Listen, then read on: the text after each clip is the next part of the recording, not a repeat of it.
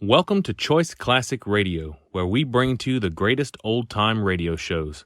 Like us on Facebook, subscribe to us on YouTube, and thank you for donating at choiceclassicradio.com.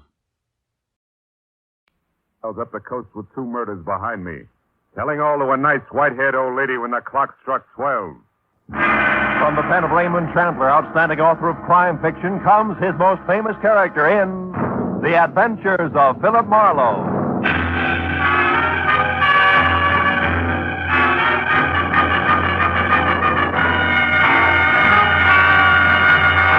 Now, with Gerald Moore, starred as Philip Marlowe, we bring you tonight's exciting story, The House That Jacqueline Built.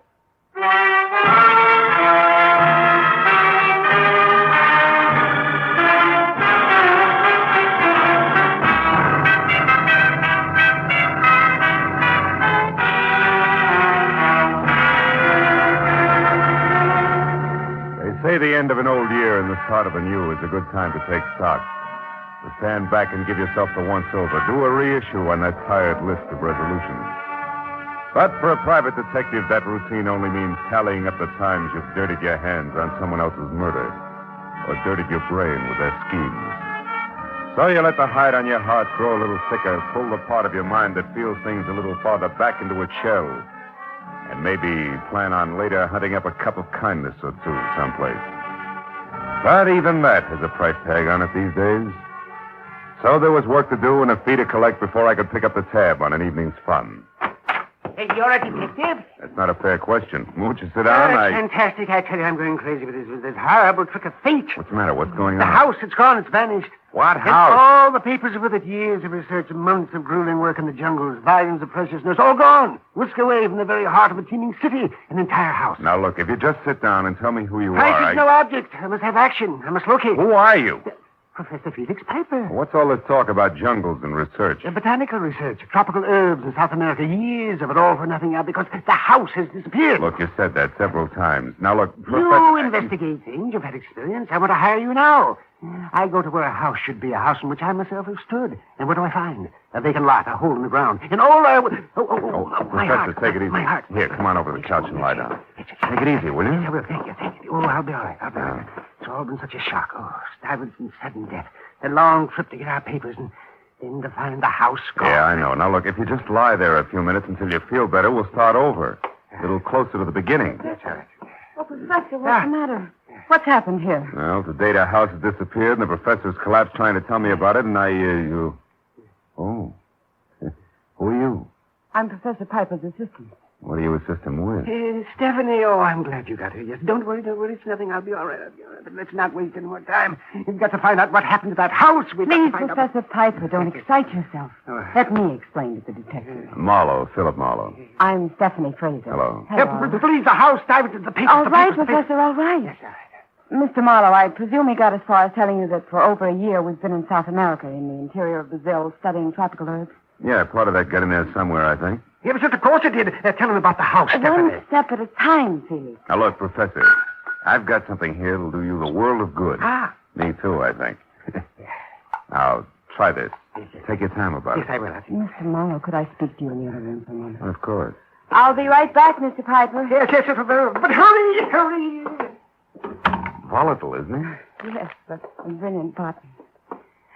As I was saying, Mr. Marlowe, we've been almost completely out of touch with civilization for over a year. Really? You'd never know it. Beauty parlors before miracles. Mm. Please, Mr. Marlowe, let me tell you what happened. Okay. Professor Piper's collaborator and partner, Maxwell Stuyvesant, caught fever and died 3 weeks ago. Where was this? Brazil. Where the nuts come from? Nothing, huh? Look, Mr. Marlowe, they had worked together for years, and all their notes and papers were kept stored at Stuyvesant's place here in Los Angeles. We came here to get that material. And the house was gone. Fantastic, isn't it? Certainly is. We all thought Maxwell Stuyvesant's wife, Catherine, was living in it. She owned it. In her name? Yes. Maxwell actually owned nothing. He didn't want to. He was gone all the time. That didn't sit too well with Catherine, huh? Right. She wanted Stuyvesant to stay home, and he always promised her that someday he would, and they'd live a happy life together. But, well, she was a young woman. Impatient, I guess. Yeah. Where's she now? Well, one of the neighbors, an old woman, said she thought she remembered hearing that Catherine went to Nebraska. Nebraska? And that's all we know. Professor Piper and I are stumped. We came to you because we want action and want it fast. Will you help us? Well, the whole year's been screwy. There's no reason why this should bother me.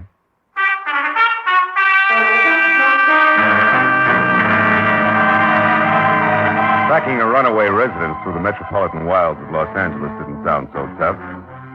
So after Stephanie gave me the address 8840 on Orange Drive and told me that she and the professor could be reached at Villa 3 in the Wilshire Gardens, I got in my car and drove out Orange Drive to where a house numbered 8840 should have been. I found that said house had been moved out 6 months ago. And in the middle of the night, too.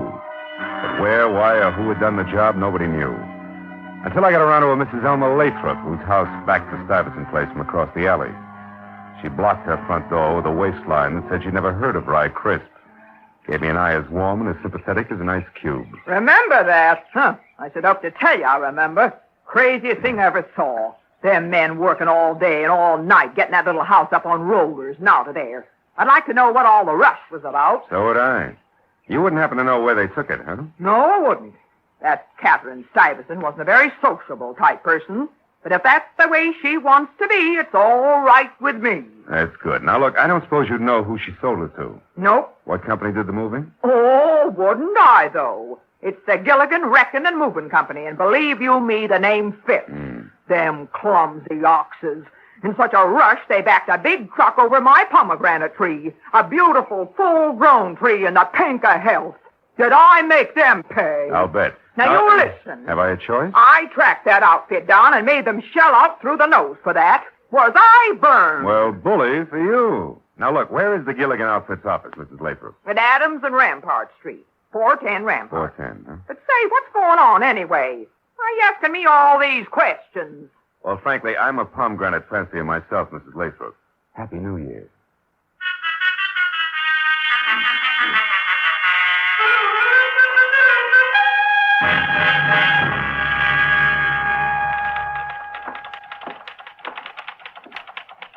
Yeah?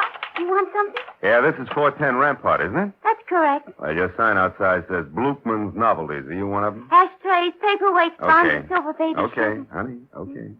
Now, look, I'm looking for the Gilligan Wrecking and Moving Company. I was told they had this place 6 months ago. That's right. But they're out of business now. They went broke last September. Oh. Boss left town in a hurry. How do you like that? Not much. Mr. Gilligan owed everybody wages, including my boyfriend. He used to work for Mr. Gilligan. That's how we met Bat. Bat? They were moving out as we moved in. It's a small world, huh? Getting smaller all the time. Now, look, I'd like to talk to your boyfriend, Miss, Bessie. Bessie. Well, Bat lives real close to here. The Beekman Room. Oh, thanks, Bessie. What's Bat's last name? Battenschlag. Who? Battenschlag. Yeah, anybody'd know that. Well, you better just call him Bat. All right. And, tell him to drop around, will you?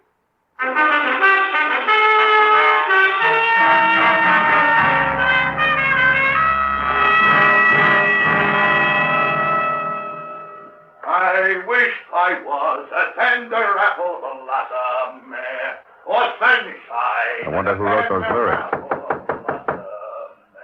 I wish it was the sunshine and the rain. Yeah, who is it? Name's Marlowe. I want some dope on a job the Gilligan Company did, Bat. All right, just a minute.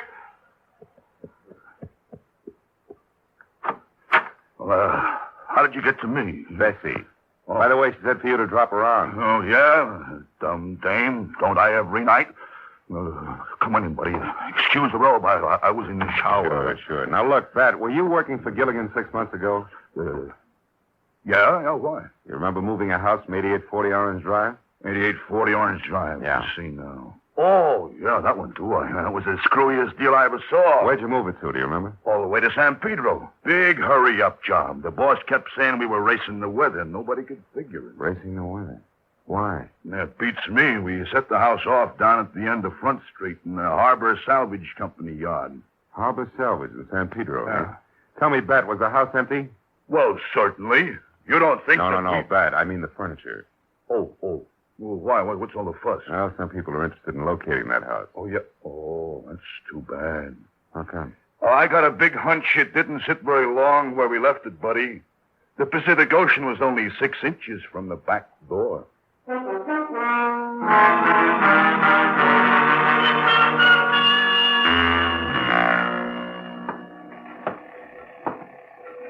I'm Pete Nias, mate. What's on your mind? Well, if you're the head man of Harbor Salvage Company, a house is on my mind. That's me.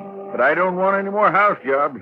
I did one this year, and that's plenty. 6 months ago, house delivered by Gilligan? That's it, mate. And I did a masterpiece, if I do say so myself. Sure wouldn't chance it again, though. Too shifty. Never mind your career. What happened to that house? What happened? Why, I loaded it on that old woman's barge. What old woman? As I was saying, I loaded it on that old woman's barge, battened it down, ship shape in the last 2 days of good sailing weather, and sent her out to sea. You mean that house left here on a barge? That it did, mate. Bound for the Golden Gate in the upper arm of San Francisco Bay. Oh, fine. Little shrimp fishing town in the backwater there called Wilson. If I remember right, it's on San Pablo Bay, about 15 miles north of Berkeley. Oh, now do you mind telling me who the old woman was who owned that barge, Nias? Not a bit. Kindly old soul she was, named Jacqueline Beatty. Went aboard with the house and waved goodbye from the front door she pulled out. All smiles, too. What's the matter, son? You look like a deckhand who's lost his sea legs.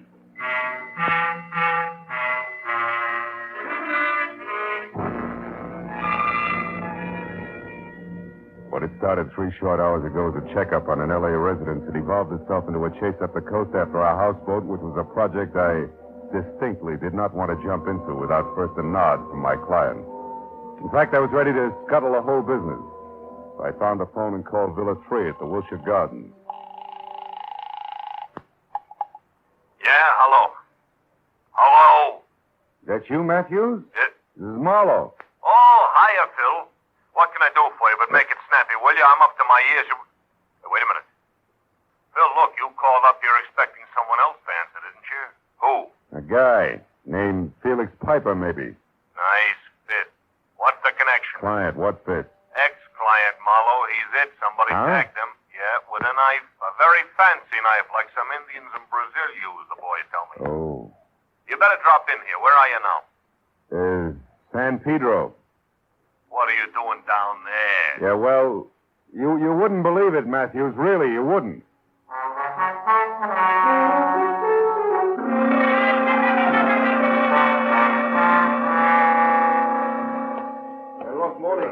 See if we can get all of that bell up now. Okay. Oh, hello, Marlowe. Hiya, Matthews. Any progress? Too soon. Anyway, I'm counting on you for that. Come on inside, have a look. Okay. When did it happen? A couple hours ago. Mm-hmm. What was his dodge, anyway? We found a club membership card lists him as a botanist. True? Yeah, as far as I know. Spent a lot of time in research in Brazil. Where the nuts come from? Nothing. Oh. Well, there's your client, Phil. Professor Felix Piper, and somebody nailed him right between the shoulders. Hey, Matthews. Hmm? Something's awful haywire. What do you mean? That's not the man who hired me.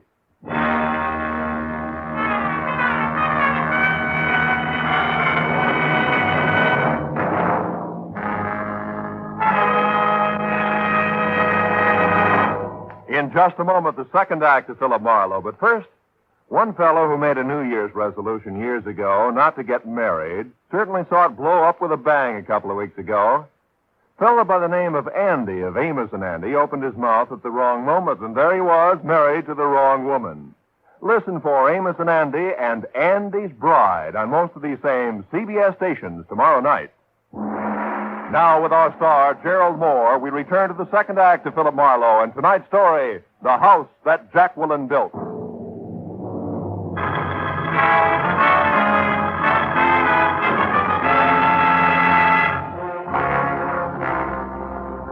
When I told Detective Lieutenant Matthews that the crumpled form at our feet identified as Felix Piper, and the Felix Piper who had hired me were not one and the same, he arched a single eyebrow slowly.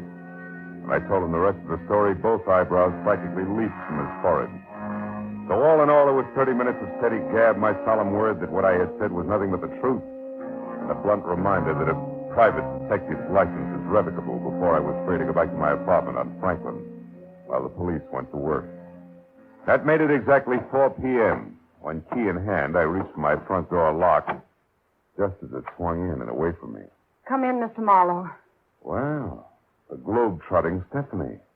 How'd my place ever get on your map, baby? Please, don't Joe come in. Thank you. Lovely apartment you've got here. Mr. Marlowe, please, this is no time to be funny. Why not? Everything else plays funny. Your lost L.A. house turns up floating on the outskirts of San Francisco. What? A screwball botanist from South America who's maybe also a killer wants a bunch of hocus-pocus Also a papers. killer. Well, what do you mean, Mr. Marlowe? Felix Piper didn't kill Corday. Corday. That's his name, huh? You get around, don't you, kid? Yes, Martin Corday. He was on the floor of my villa when I got back. That's why I came here. The janitor left me, and I Yeah, thought let's I was not change the subject. This Corday, who is he? Or was he? scheming, ruthless man we knew in South America. An importer. Wait a minute. An importer wants a botanist paper? Come on, baby. Tell me the truth. Mr. Marlowe, there are no papers. Oh, that's great. You mean that all this about the house is phony, make-believe? No, it's true. But? But no papers. Only jewels. Only Oh, no. Rubies, Mr. Marlowe. In a little pouch. $30,000 worth hidden in the house. Where in the house? The fireplace. It's behind a brick somewhere on the right-hand side. You see, those rubies belong to Felix and that Maxwell Stuyvesant I mentioned. Now they belong to Felix alone. They were for their old age. The expression's nest egg. So they could carry on their work. Hmm. You don't believe me? No, not quite, no. And for two very valid reasons. One, why'd you lie in the first place and say it was papers? Because we didn't know if we could trust you. And now with a man dead, you have to, is that it? No, I don't have to, but I do trust you, Mr. Marlowe. It may not be mutual, Stephanie. What do you mean? Well, if I buy all this, the jewels, Piper and Stuyvesant's unique retirement plan, Corday posing as Piper to some way cut in as a new hooker. Which is what? Corday's murderer. It should now be you or Felix Piper. No. Then who? Corday's partner. A swarthy-looking little man. I don't know his name.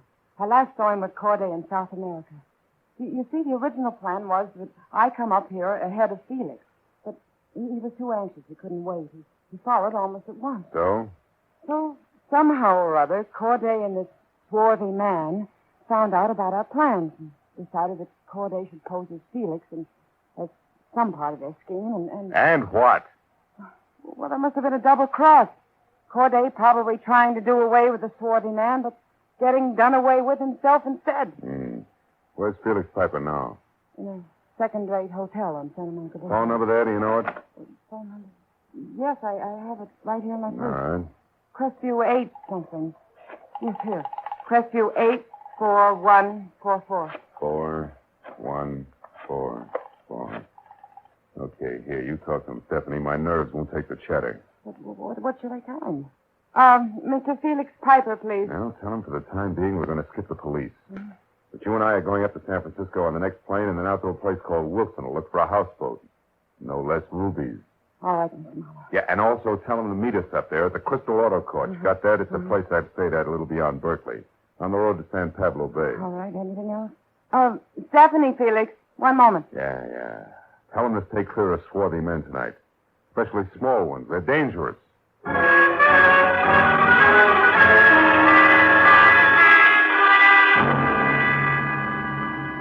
It was 2 hours and 30 minutes later when Stephanie and I drove into the quiet fishing village of Wilson on San Pablo Bay that hugged the bend of the sloping shoreline like it was afraid of falling in. Our best bet for information would be the local gas emporium. So I drove my rented car in at a round-shouldered one-pump station. Something freckled and gangling with a shock of flame for hair pulled himself out of a three-legged chair and, arms and legs working independently, wobbled over, braced himself against the car. Gas or just information, folks. Don't be ashamed. Everybody from out of town gets lost in Wilson. It's so big. Oh, he made it funny. Look, if that's the case, we'll own up right away, Red. We're looking for a houseboat. Yes. Well, then you better try the water. This boy kills himself, doesn't he? Look, Red, we're in a hurry. This houseboat belonged to a lady named Jacqueline Beatty. No more jokes, huh? Yeah, don't worry. There's nothing funny about that. Screwy old widow. Believe me, she's sad. Sad? Why? Well, about 6 months ago, she took every cent she had, went down to L.A., bought a house, and bought a barge, and put them both together and come back here. To do what? To sit. To do nothing. All day and all night long. She never leaves. You know why? Nope. Neither does nobody else. Except that her husband was an artist, painted sea pictures, so she likes it around the water. But she's nuts, I tell you. Acts like the place is Well, that's like it's made of gold. Go. Now, look, Red, tell me, how do I get there? We're reporters from L.A. doing a story on her place. Oh, newspaper people, huh? Your reporters usually are, boy. Well, that's different. Smart, Ellie. It's 1 block straight ahead, then right, and down to the bay. Thanks, Red. Happy New Year. Yeah, sure is.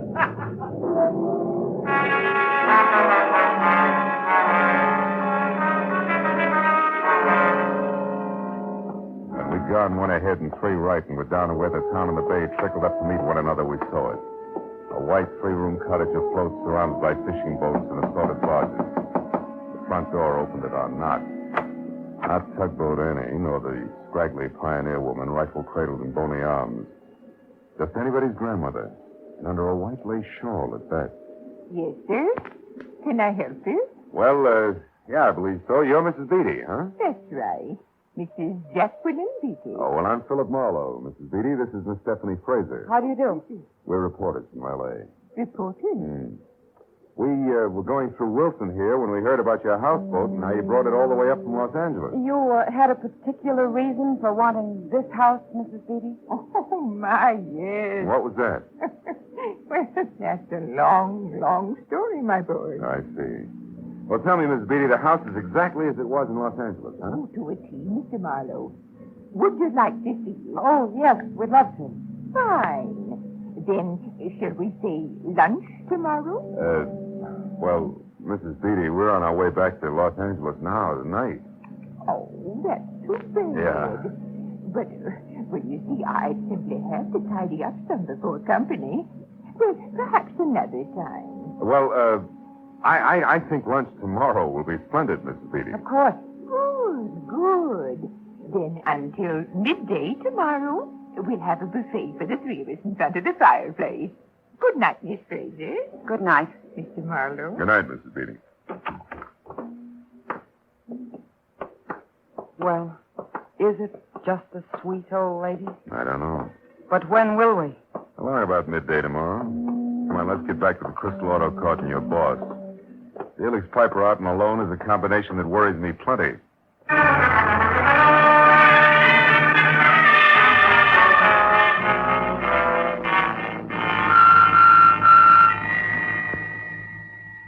No, Mr. Marlowe. Mr. Piper hasn't shown yet, but he should any minute now. He called a half hour ago from someplace in Berkeley and said he was coming out here in a taxi. Well, now, let's see. A single cabin for Miss Fraser here, number 6. And a double, number 11, for you and Mr. Piper. Right, Mr. Marlowe? Yes, that's right, Mr. Crystal. Okay. Now, Miss Fraser, if you'll come along with me, I'll show you the way. Be back in a minute, Mr. Marlowe. I'll just tidy up Phil. Then I'll come back here and wait with you for Felix. I'm so worried. Yeah, I know. He'll be all right once he's with us. I hope so, Phil. Oh, Mr. Crystal, can I call L.A. on this phone here? Oh, sure, Mr. Marlowe. Long distance is 110.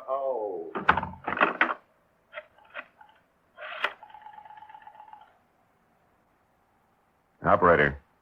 Yeah, I want to call a Los Angeles person-to-person here. Party I want is Detective Lieutenant... What? DeLay. Oh, yeah, New Year's Eve. Well, look, honey, I'd like to put the call through anyway. Never mind. Marlowe, help! Over here! Here's the big tree! He got away, Mr. Marlowe. And he killed her. It was a man. Get hold of yourself, Crystal. What'd he look like? Crystal! Take it easy, fella. Hold on tight. Did you see him? Was he small, swarthy? I'm not sure, Mr. Marlowe. Think, Crystal, think. What'd he look like? Well, he was kind of short. Maybe swarthy. It was all so fast, I couldn't tell. All right. Come on away from her. We'll go back to your office. Now, listen to me carefully. You phone the police. I'm going to a houseboat on the San Pablo Bay where I think we'll find a small, swarthy man. We'll push a nice old lady around without batting an eye. But why? About $30,000 worth of rubies.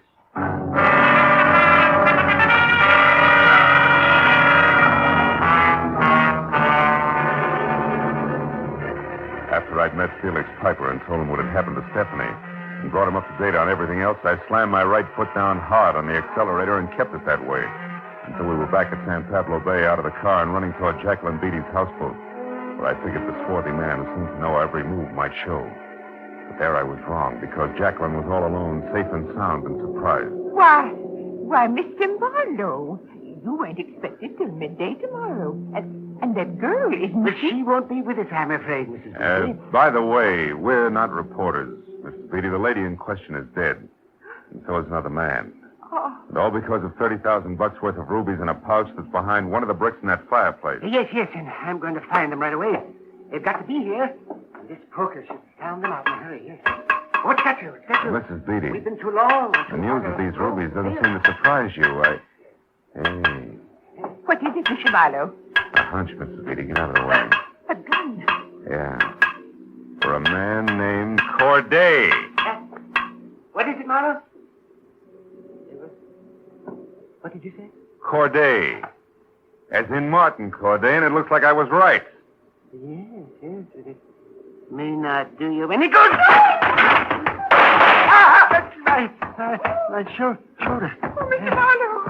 Marlowe, is he going to die? Not until the state gets its hands on him. You see, Mrs. Beatty, he's killed twice tonight, right, Corday? Come on, if you want an ambulance, talk. Yeah, they had it coming on of them. Stuyvesant was double-crossed by Piper on his deathbed. Stuyvesant wanted the rubies to go to his wife, Catherine. Hold it, Mrs. Beatty. Go on, Corday. The real Piper was a crook, huh? Decided to get the jewels himself, is that it? Yes, but he was also dumb. No. Stephanie, his secretary, crossed him for a pretty deal with me. It was all her idea. Going to you for help with me posing as Piper. Oh. Go on. Oh, Mr. Marlowe. Go on, Corday. Yes, and Stephanie decided to double-cross me. After you stabbed the real Piper because he got up to L.A. in your villa sooner than expected, huh? Yes, but she couldn't cross me. I was following her all the time. She didn't phone you from my place? No. I was outside your door then, and she was talking to a number she made up. You're lucky you handed her the phone when you did. If you hadn't, she would have shot you. It was all lies. I swore the man included. There isn't one. Mr. Marlowe, he's... Just unconscious, Mrs. Beatty. I'll get an ambulance. Yes, hurry. I'll show you where the phone is. Yeah, after you tell me about the jewels, huh? The rubies, Mrs. Beatty. Your lack of surprise about them being hidden in the fireplace, I mean. How come? Well, I found those 6 months ago when I bought this house from Catherine Stuyvesant in Los Angeles. By the way, Mr. Marlowe, how did you know that man was Corday? Fireplace, honey. He went to the wrong side. It was worth a shot in the dark. Well, the phone's over there. You know, I noticed the loose brick on the right-hand side of the fireplace the moment I walked in. You see, I built this house with my own hands. Really? Why'd you move it up here, honey? Because my husband and I spent our honeymoon in this house. And we found our happiness here at San Pablo. Oh. You also found the rubies and sent them back to Catherine Stuyvesant? Yes, Mr. Marlowe. Well, Happy New Year, Mr. Marlowe. Happy New Year, Jacqueline.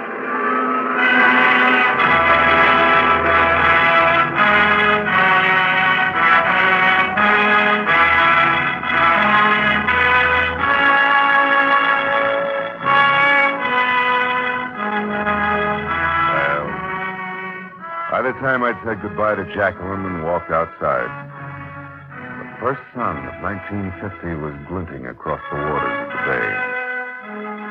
1950. Another chance for Marlowe and for the world. I hope we both do better with it this year.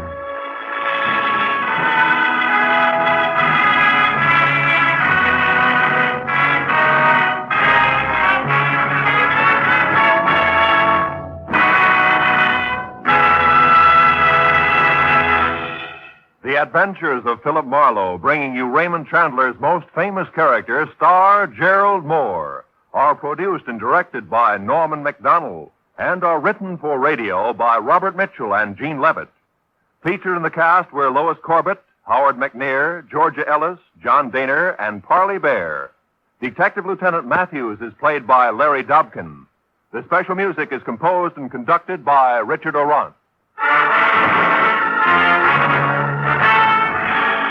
Be sure and be with us again next week when Philip Marlowe says... This time each carried a torch, and each was burned by it. The heel, the hero worshiper, and the hard-bitten blonde. And all because of a woman already 2 days dead.